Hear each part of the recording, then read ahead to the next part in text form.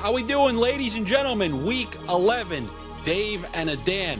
I'm looking forward to this episode, which means that probably it's going to go in an abysmal fashion because things have been brought up these last 2 weeks, and they're not just working, they're working and more. And a lot of the credit goes to Dave, giving us some wide receivers or tight ends. First, it was Brock Bowers. Obliterates his total. Then we had our Price is Right Nico Collins game. And I guess if we were going by the Price is Right rules, I can sleep at night because we both went over. But we thought his number was going to be in the 60s to 70s. You found it in the 50s. You probably cashed immensely on that. And I know you didn't screw yourself this time like with Brock Bowers. You carved yourself some time to take the alts on this one. You screwed yourself again? Again, yeah, man. Hey, look. I know. But the bet won. All right? Yeah, the bet won. As I texted you once, all life really is for me is when I'm at that purgatory doorstep because it's either that or another place. I just want to have some. What did you do to help other people? I just want to show them, like, look, Nico Collins, 52.5, but I didn't bet it, but it was for them. So now you'll be able to show that in case you need a tiebreaker to get into where you want to be with the milk and the cookies. So that Nico Collins play was a great one. Hopefully you have something up your sleeve this week because I brought a couple things to either help or screw the folks. So I'm looking forward to that. Dave, how you doing? Week 11, how are things going? Good, man. Yeah, I'm glad to be here. Glad to have you guys hanging out. It's funny, too, because I've been having great Sundays betting. Last week, it was not a good Sunday. Like, I had a losing Sunday overall. There were a couple spots that just didn't get there. I liked Drake May rushing. He didn't get there. I thought Rasheed Shaheed, I thought they'd use him. Go ahead. Did he have his two passing touchdowns? Well, Travion had 2. I want to say, well, they had 28 points. I think he threw one to Diggs, and I know he had one in the first half because that was. I feel like a lot of the stuff that we put out. Congrats, prop complainers! You squeezed some early props out of us. He did, and you really got your money's worth. You got the May touchdowns. You got the Nico Collins. You got the A-Chan rushing yards, which he obliterated. And we're gonna have some more for you today. I want you to keep talking about that bad week. Who screwed you a little bit? Well, that Drake May. That's what. No, that's after him. Oh, Rasheed Shaheed.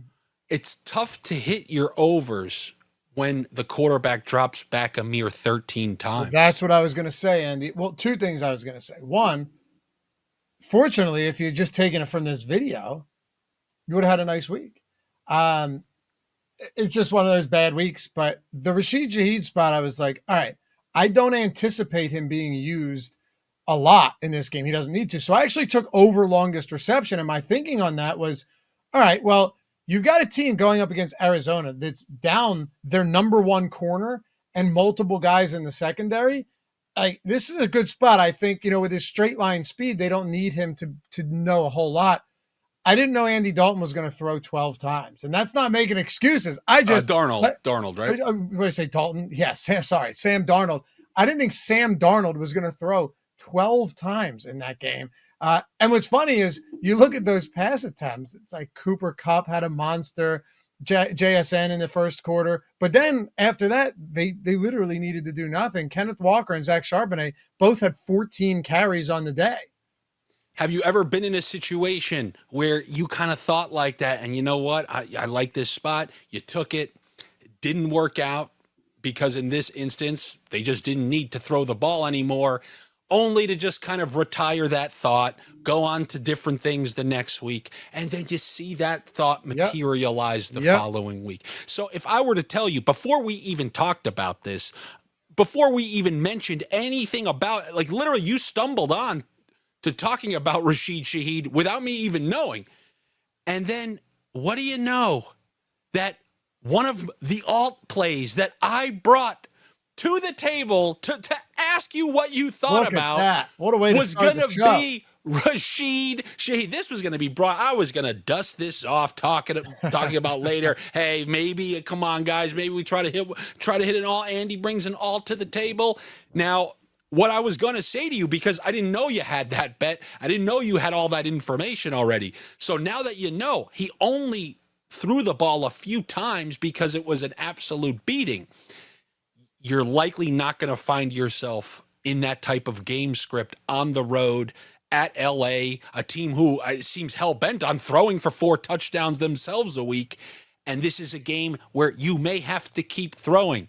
And you know that JSN is going to be the focal point of the defense, albeit he's been the focal point of the defense many times already. But if they're scoring points, which the Rams have been doing in, bunches lately, you have Rasheed Shaheed, who the coach knows his capabilities and how to use him, but now you have another week after the trade deadline to work in a specific set of plays. I'm not saying to take the receptions, but I'm talking about 2 potentially 40-yard catches, and you can just start. Like, notice my alts, they're not starting like, oh, they have 40 and it's starting at like 50 minimum, 60. I might start it at 70 because I feel like if he's having a game, it's going to be for 100. And I just see the necessary ingredients, a potentially high-scoring game, JSN maybe being locked up a little bit because the Rams have a good defense. We'll see. Nobody can seem to slow him down, but there will be opportunities to take some shots, and I think they're going to have to think outside the box. And Rasheed Shaheed, I guess I'm stealing a play of yours from last week in a way, hoping it works out this week. What do you think about, in your case, it would be going back to the well, or if you're just going to stay away, what do you think about opening up with a ladder here?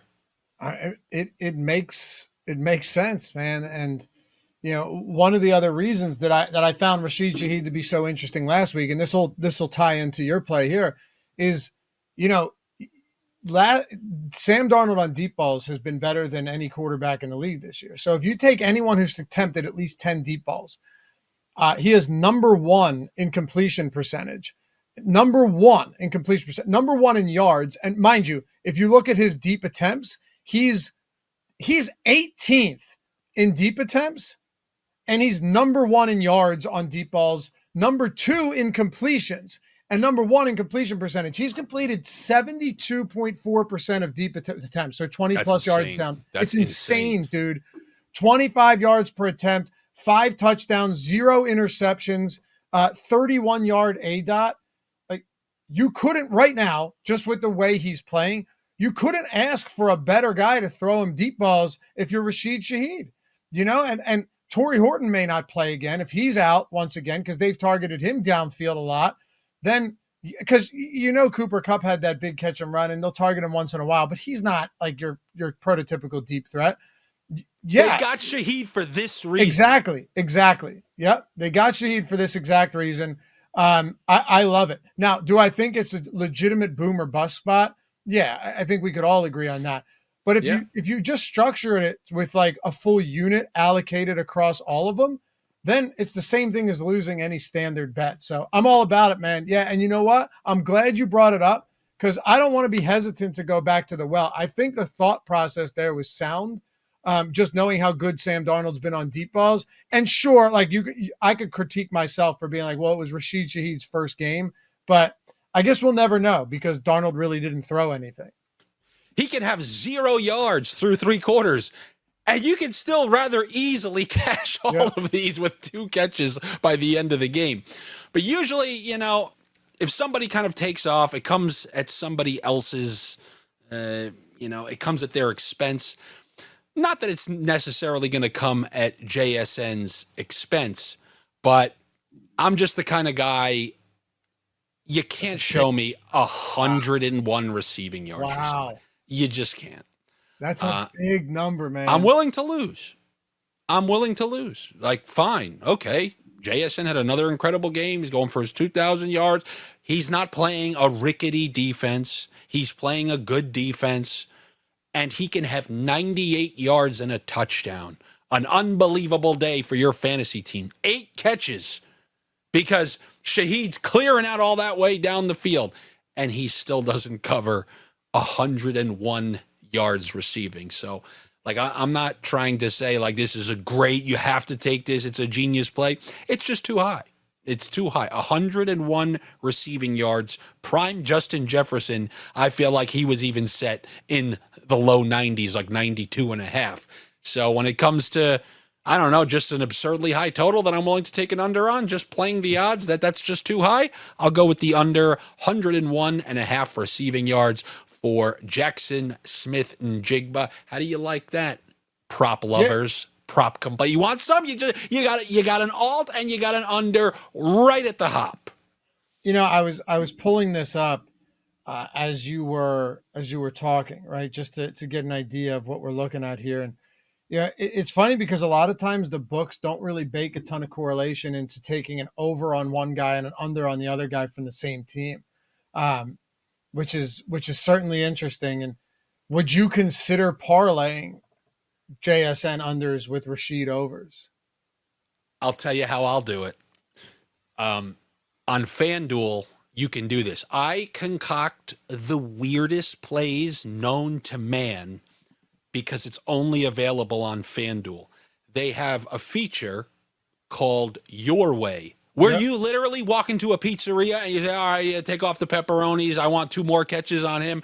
And they allow you to kind of concoct whatever it is that you want. So if I'm going to do this play that you're kind of suggesting, the over and the under, I'm going to set Jackson Smith-Njigba's receiving to 130 and then take the under on that to buy me a little, like, because then all right, he beats me at 130.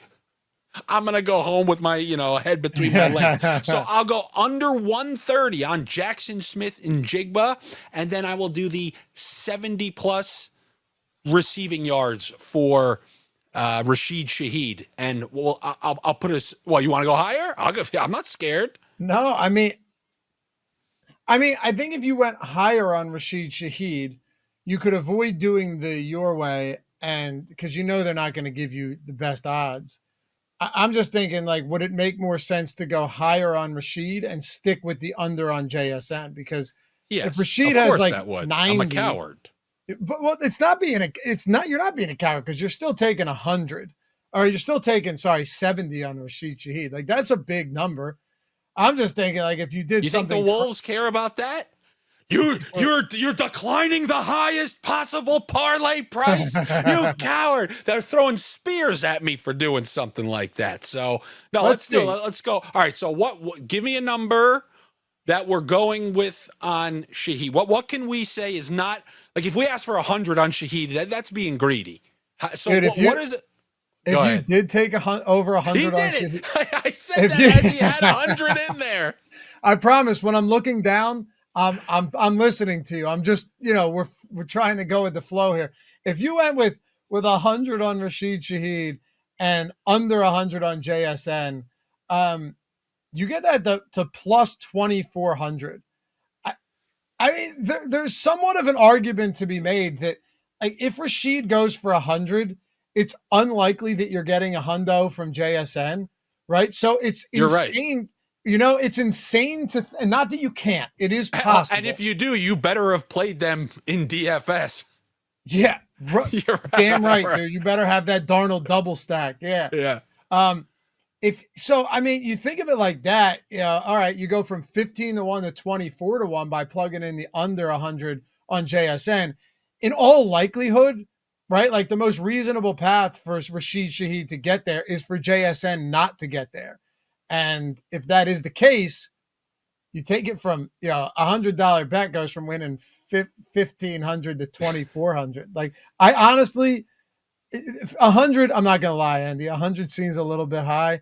But the problem is, you've said it already. It's in their head. They walked by the shirt that they want at the mall. Yeah. Now there is no other kind of good. They're doing over 100, under 100. It hits. This is going to be the biggest clip on the internet. Doesn't hit. It never happened. So it's going to be one of those over 100, under 100. Memory hole at like 1984, baby. I wouldn't be mad at you if you did the, coward's way out, where you do. This is actually real funny. Under 150 on JSN, over 50 on Shaheed, and then just keep going like that. It's a ladder where it's an escalator. Yes. It's an escalator bet where they pass each other. Yeah. How do you like that? You get up. Yeah, that's it. Put the stamp on it. Copyright it. I can't even really think of the logistics on how that would work. Like, because the problem is, it's like you could literally lose that bet. You could lose every single one of those if right, Rasheed Shaheed stays under his normal total. Yeah, or if JSN goes for 150. Well, no, but see, that's okay because he earned it. But if Shaheed can't even get to the first one again, everything's. We're just acting like Shaheed's starting at 50, like he's receiving this week's star. Well, clearly he's getting to 50. Now it's just a matter of that's real good. It would be even worse too, though, if like JSN has a career 200-yard game and Rasheed Shaheed doesn't have a catch, and we escalated it at like seven different levels. Bro, we gotta. This is good. I would delete the video. I would ask you to delete the video from YouTube. Like, this is almost as good as the Megaladan in terms of terminology that we've kind of concocted here. The funny thing is, look. You don't see a ton of unders here, but I know every once in a while, like, just kind of the same percentage of sports bettors who bet on unders, which is like what, in the 20s, the same percentage of the audience wants some strategic unders. So there was one right there. If you just list numbers too high, you make it hard for me not to want to take it. And I saw another one of these as I was trying to prep. By the way, I just bet that. Solid. Yeah, we got to do it now. Well, yeah, it's going in. What, you think I'm scared? What do I have to lose? I'd be so pissed if we talked about it and it hit and I forgot to bet it because I was on a show. I have news for you. That's what the largest percentage of sports betting is. It's called misery prevent defense. If you know something's going to send you into some misery, you go, well, no, I got to do it just to know that. Because if you lose the bet, you go, I'm an idiot. Why I knew that was, but if it would have hit. Weeks are ruined, years are ruined, and for some people, decades are ruined. And then that brings but I don't think it's crazy. I'm sorry. I don't actually think it's a crazy correlation play because Rasheed Shaheed actually is good and just has never had a good quarterback. And like you said, he doesn't need a lot. It's not crazy at all. We know how that coach has used him in the past. It was a short week, didn't have to throw the whole second half, never got a chance to see him. Another week of practice, it could easily happen against a pretty good defense. Yep. So the next one here is Bengals at the Steelers. We know how much Joe Flacco insanely targets Ja'Marr Chase. We know what he did to this very Steelers team.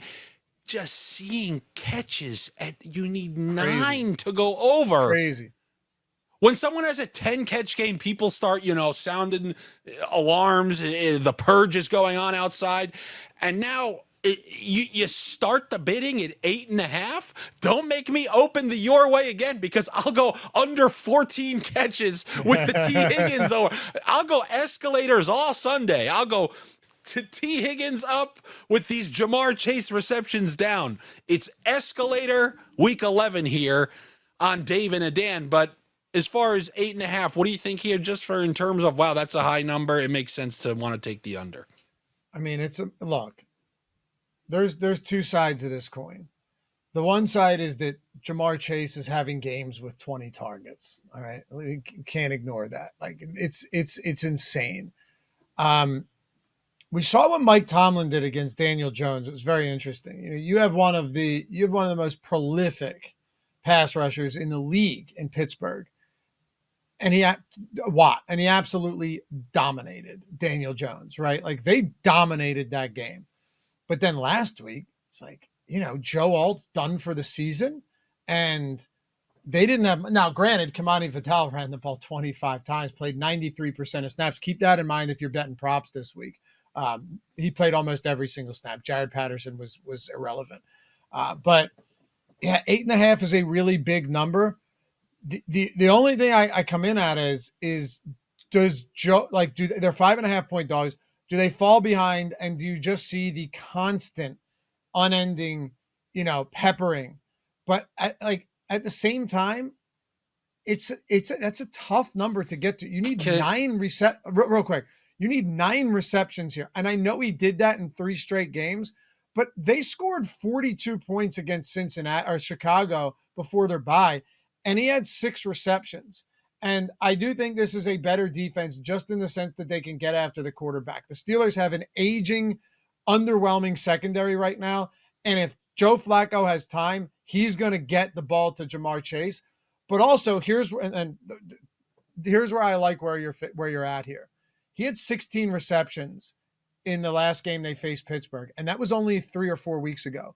I don't think you can come into this game if you're Mike Tomlin and allow them to do the same thing with Jamar Chase. The reason I bring this up is because that was a different Steelers team from a couple of weeks ago. You can't just look at that game and say that's how this one's going to go. I agree. The Steelers have been playing this crusty brand of football, like old school Steelers football, where even if they have a lead on someone, they're not going to run away with the game. As you've seen these last couple of games, the offense is immensely struggling, and this has the makings of a way crustier game than people would actually think. I'm chasing what I've seen from the Steelers in these last couple of games, and they did have a win against the Colts in there, but the defense is coming through more often than not. I don't think anyone even got to 6 catches last week with the Chargers. Maybe McConkey. I know McConkey had some long ones, but to get to 9 when the Steelers, when they're the game script of many of these Cincy games would not have me taking this. They're playing Detroit, and it's going to be a wacky game. But to me, this is Pittsburgh in Pittsburgh. That's what's dictating this play. The last time we saw Pittsburgh in Pittsburgh was that game against the Indianapolis Colts with a great offensive line and all that stuff. So you have Flacco on the road at Pittsburgh. I think this thing's going to be way crustier than people seem to think, which is why I like the under 8.5 specifically in this game. That's the reason I like it here. I'm with you. It's a really big number now, and also if he clears it, it might not matter because he just have 15 and there's no sweat from the jump. Have you by any chance seen Jaylen Warren's rushing plus receiving props for this week? I think his receiving is in the 20s. My guess is his rushing would be in the 70s. I bet you it's at 94.5. Oh, you nailed it, dude. A spot on. 94.5. Do I win both showcases? I get nothing. I get 0. But yeah, Mike Tomlin's saying he's going to get him the ball more. And I know some people go, well, that's coach speak. I don't understand like why he's the one in charge of getting him the ball more. I think that was almost like a subtle shot at Arthur Smith, the offensive coordinator, if nothing else. Mike Tomlin, did he not get the ball a million times the other night?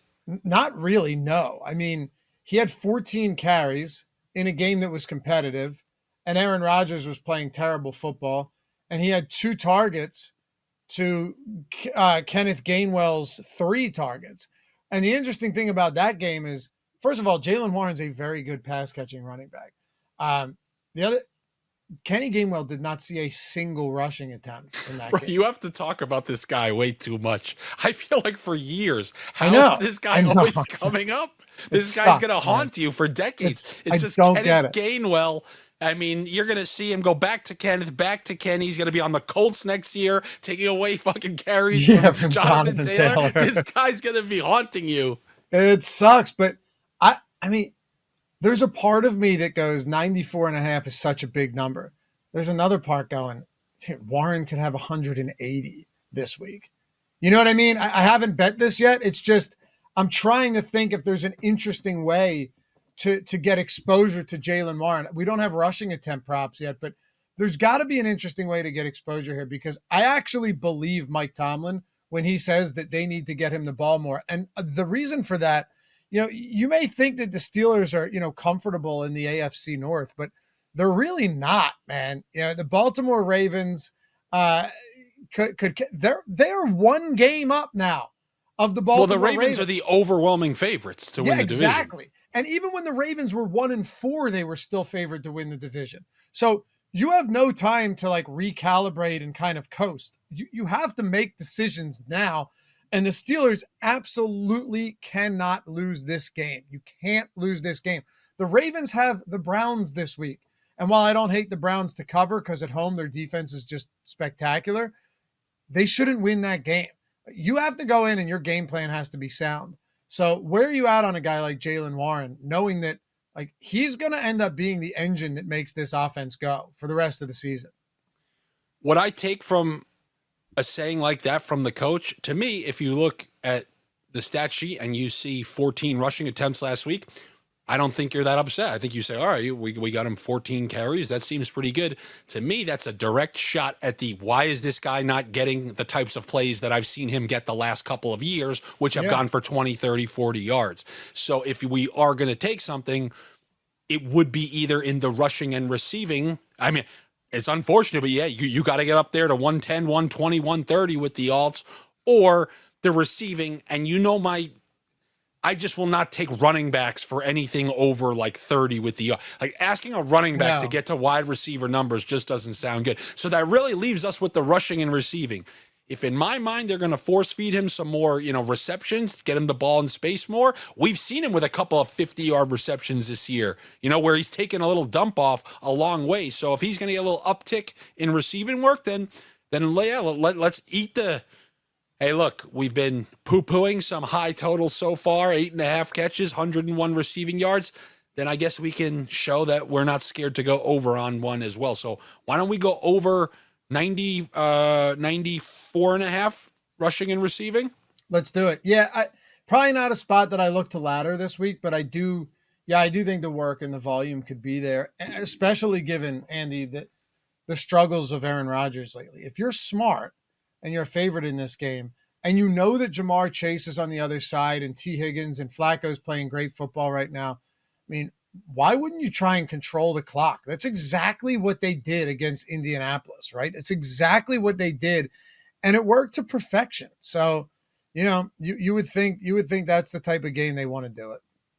What's your thought on the Bills after the embarrassing loss? I like them this week, and this may be a trap because I know the Bucs are coming off another tough loss. Baker hasn't necessarily looked perfect. He doesn't look nearly as good as he did earlier in the year. I really think the absence of Bucky Irving is starting to rear its head, and he's expected out again. Chris Godwin's expected out again. Tez Johnson's been admirably filled in, and Emeka Ibuka's sick. Kate Otton's solid, but I don't know, man. Like if you're the Bills in this spot, and please, Andy, I'd love to hear if you see the other side of this. Same with you guys in the comments. Like I'm all about it. If you're 6-3, man, if you fall to 6-4, you know the Patriots face on Thursday. If you're watching this before the game goes off, they got the Jets, and they're 11.5-point favorites against the Jets team that just had a fire sale on defense. So you could be looking at a 9-2 Patriots team heading into the bye, and a potential 6-4 Bills team. That's going to get tough that's going to be tough ground to make up. You know what I think the Bills are? You see this in the NHL a lot. They're a team who can't get it up for that 4 from Pittsburgh. They just can't do it anymore. Mm-hmm. When you're a team in the early stages, right. You're a young guy drinking out there. Okay, she flirted with me. I don't care. I'm going home with her. The Bills are past that. We were both on the Bills against the Chiefs too. Like that was. I know. I'll give you. I was just like, I'd be scared to go, but yeah, I'll give you full credit. And I got to say, that's one of your most admirable qualities. I got to tell you something funny outside of here. I have a friend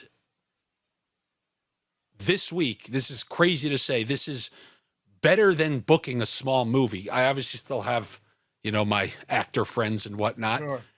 He booked a Super Bowl commercial. Like that is like, if you say that, people are going to it is insane to book a Super Bowl commercial. And when he told this to me, he does this thing where he goes, we booked a Super. He lumps me in as if I now am like, we did? How much are you going to make from it? And how much am I going to make from it? Like, let's combine our salaries on it. But it really comes from a good place. He doesn't want to feel like, like he's kind of gloating about something. So he says, you make some good calls and you do the same thing. You try to lump me in, which I sincerely appreciate. I really love when you do it. I'm like, sometimes I'm like, maybe I did say that. I'm like, I'm good. But but that was a good Bills call on your part. But going back to the Bills, they can't get it up for that 4 in Pittsburgh. And that's what I feel like some of these games are. I mean, they've been to all these conference championships. They've played so many big games, and I feel like they are way more prone to the letdown spot. They were ready for that KC game. They looked great the entire game. And then it's so funny how now people are like, they're not a Super Bowl caliber team. It is so funny how people are so wishy-washy nowadays. They just beat Kansas City. Exactly. Yeah, like handily. They still beat the Chiefs. That game, if you watched it, like, yeah, I think the final score was like a 1-possession game, but it wasn't. Did it ever? What was it? 20, no, they controlled the entire game. It never they controlled the entire game. Like, you never felt like the Chiefs were in striking distance. So I'm with you in basically that now there's a little bit of adversity. They need to show that they're good again. They're saying we can't win the Super Bowl. Now let's go out here. And yes, I believe this is obviously a vulnerable Tampa Bay Bucks team who can, obviously be exploited. Where is this game? Can you remind me? This game is in Buffalo. They're winning. For this too. They're winning. Well, I have a prop for this too. As do I, which is why I wanted to bring it to your attention. Last week, I brought the low Kincaid number to you. And I know somebody in the comments, because last week we talked about rig, they go, yeah, why is it that somebody only exits the game before they hit their props? Well, what good timing, First of all, wouldn't that make sense that if someone gets injured, it's on the way to hitting the prop? Like, if you think about it, there's like an end goal of a prop, which theoretically should be hit either on the last play of the game or not hit on the last play of the game. Yep. So if someone gets injured before that point, they're not going to be there. But then what happened with that Dalton Kincaid number that I flashed on the screen last week? The unnecessarily low Dalton Kincaid number that I gave out to you guys early enough in the week where you got it 32, 33, 34, 36. That went over and then he got injured. So I guess we can kind of scratch that one out for now. But that also means Dalton Kincaid and those low totals are going to be out of the lineup. And the guy that I like, because it certainly ain't Keon Coleman. I've brought this guy up before. He came up big against the Chiefs, and I think in this game against the Tampa Bay Bucks, we will see our fair share of Khalil Shakir, who was their leading receiver last year, led the NFL in yards after the catch, which is kind of crazy that it's him. But Khalil Shakir against this Tampa Bay Bucks defense in Buffalo, I think this is one that I like quite a bit. 49.5. It's actually a pretty low number. And by the way, I always wondered why when I bet the unders on guys, right, and they get hurt, I always wondered why those bets usually win.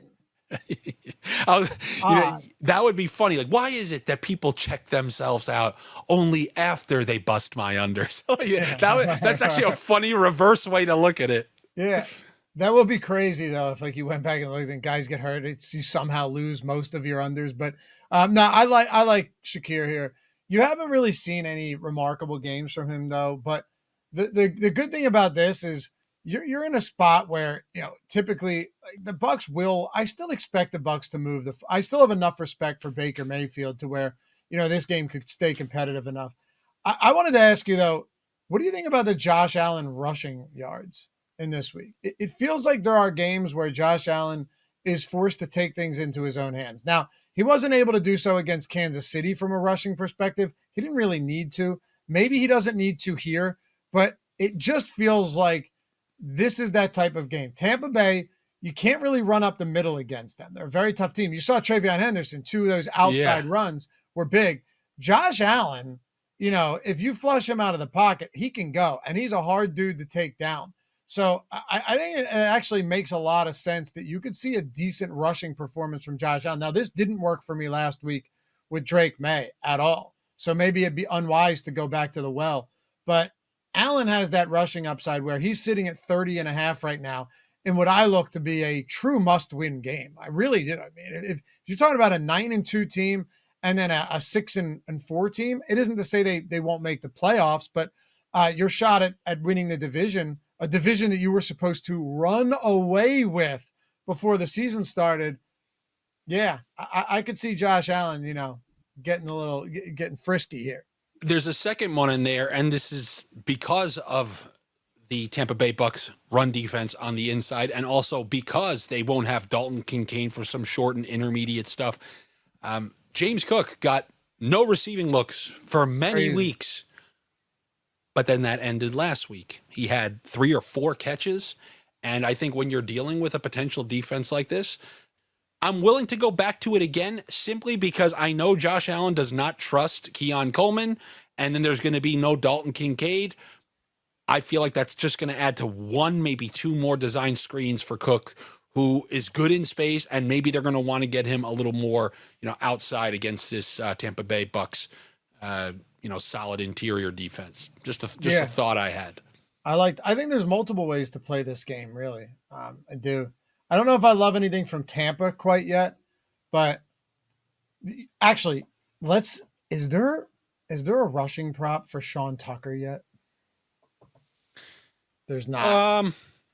There's not. That's one. That's one they're going to wait. They're going to keep in the holster till they're not letting you get any early looks. No, but keep that one in mind, Andy, for sure. Keep that, because if this game's competitive, they're gonna try and run Sean White up the middle a lot.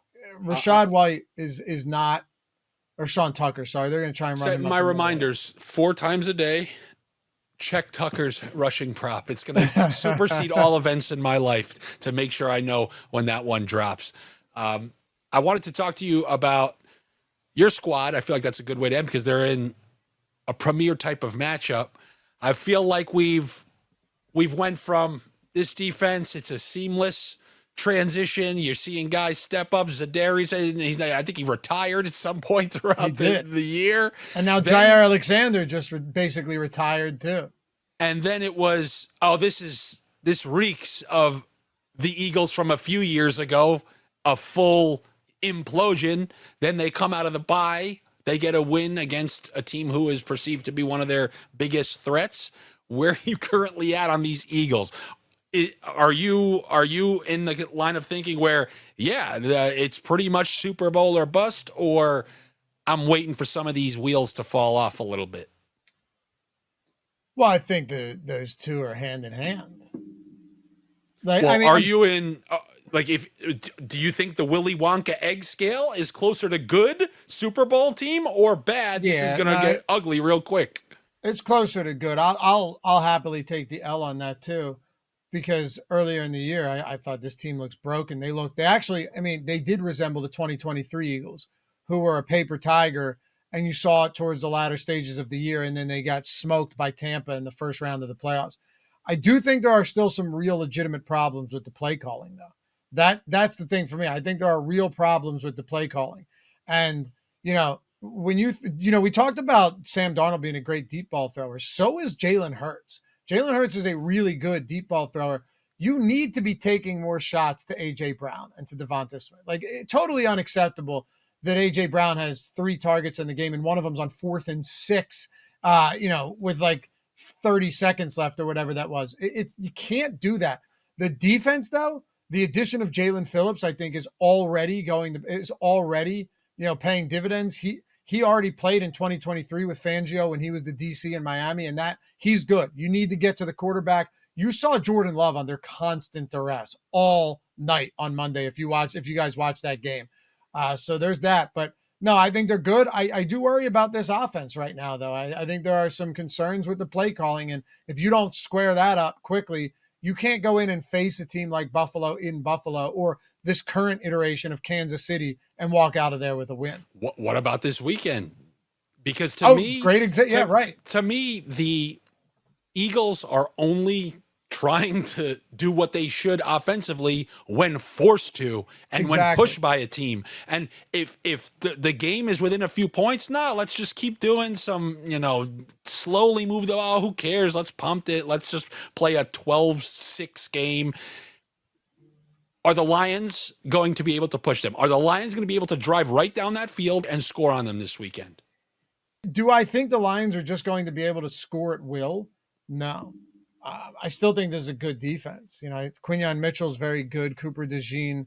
They have great linebackers. Again, the addition of Jalen Phillips. Jalen Carter's insane, man.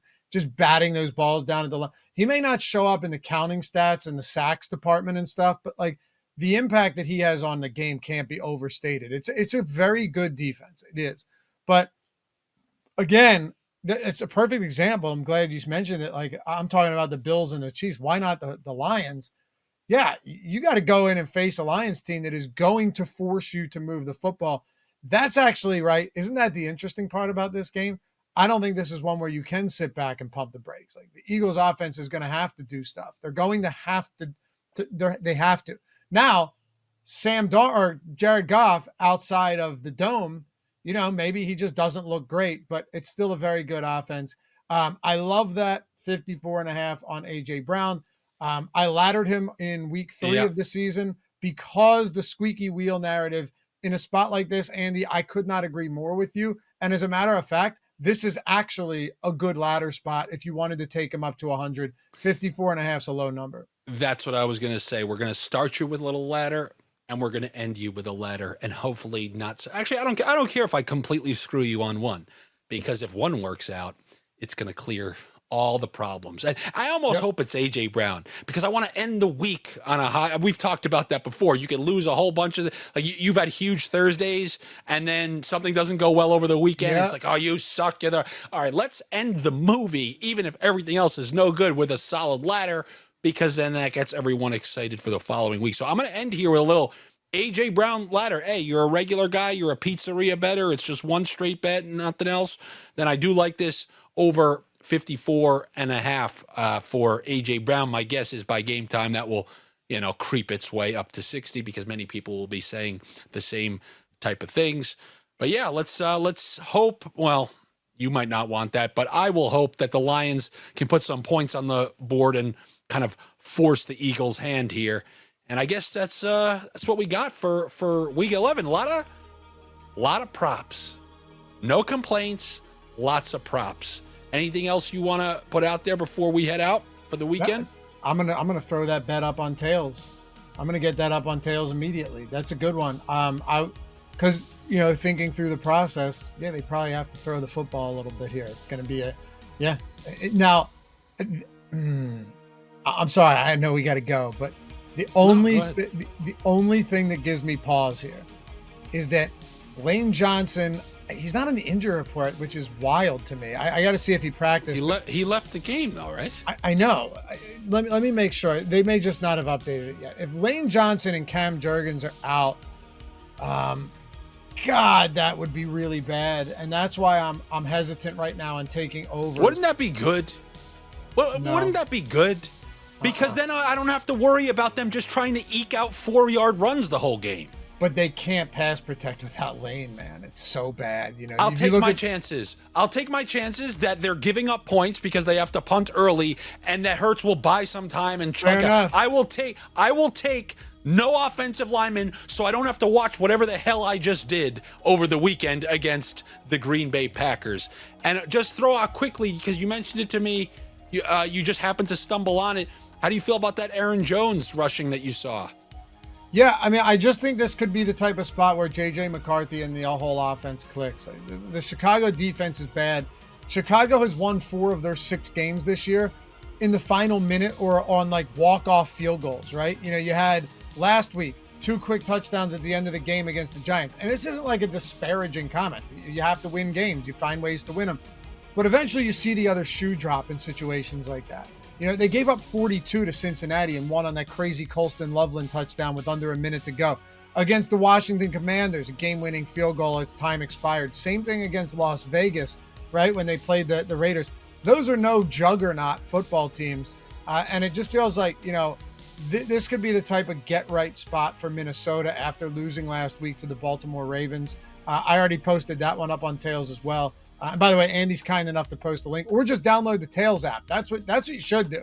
Download the app, and if you love it, leave us a rating and a review. That goes a long way. But you can one-click all those bets. So if my bet, if I laddered them, Andy, you could literally just one-click each of those, and it adds them all straight into your bet slip, and then you just bet. That's the beauty of all of it. So it takes all of the time away, and it's just all streamlined. But I like Aaron Always Jones better here. with an app. Always better with an app, For rather sure. than, you don't want to open up that Safari and then there's a little drop down about cookies. It's nicer when there's an app. So that's what I would do if I were you. But I think they're souring. I think they're souring on Jordan Mason. So yeah, I kind of like Aaron Jones under 50. You got him at 50. They have soured. That's not Fair that's not enough. some new thing that Fair they have. enough. So they said, oh yeah, this is the guy who was like third string on the Niners for a while. Yeah, let's get Jones back in here for a late season run to nail his over 3.5 rushing touchdown prop, which is still alive after last week's rushing touchdown. We joked about how this guy can miss 70% of the season and still get to 4 rushing touchdowns. Well, we're sitting at 1, 3 more, and we're eventually there. We'll see what happens this weekend. Hopefully against a bad Bears run defense, he will cash in on that. Thank you guys so much for coming back week 11. Do those things that help everybody out here, and by everybody, I'd solely mean me. Like the video, comment, subscribe to the channel if you aren't already. Click the notifications so it's a lot of things. But I'm not asking you for huge favors. Not asking you to work construction. I'm asking you to use your finger to click buttons. It could be infinitely worse. I could ask for real favors, but these are quasi favors. I mean, it's almost like how there's friends and acquaintances. This is under a favor. It's just some clicks. Click that hype button so other people who enjoy this type of stuff will eventually see it. And then I'll be back next week with you with Dave for week 12. Dave and a Dan, looking forward to it. I will talk to you then.